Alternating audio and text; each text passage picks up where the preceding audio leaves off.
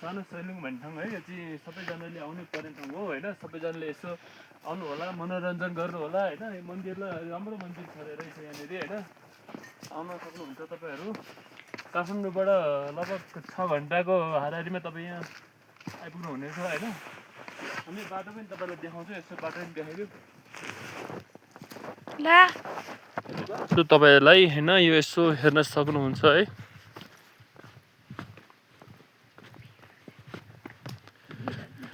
भिर पहाड सबै हेर्न सक्नुहुन्छ तपाईँहरूले। यस्तो हेर्नु हरियाली छ है, सबैजना आउन सक्नुहुन्छ। माथि गएर भ्यू पनि एकदम राम्रो आउने रहेछ होइन। तर माथि चाहिँ मैले भिडियो खिच्न बिर्सेछु अहिले होइन। म यो तलबाट खिच्दै अलिकति बिचबाट खिच्दैछु। तलबाट गाडी रोकेर 10 मिनट जति लाग्ने तपाईँलाई हिँडेर आउनुलाई।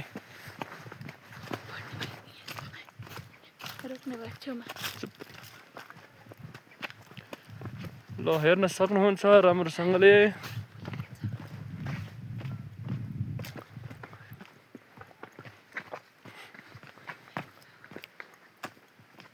खत्रै गाइज, खत्रै होइन। यहाँ चाहिँ पुरै खत्रै रहेछ होइन। सबैजना आउन सक्नुहुन्छ होइन।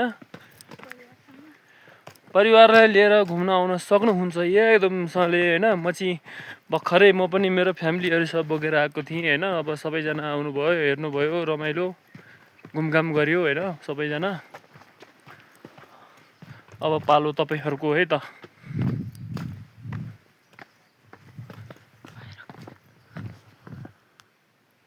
ल हजुर हेर्न सक्नुहुन्छ है त तपाईँले। एकदम राम्रो है त यो।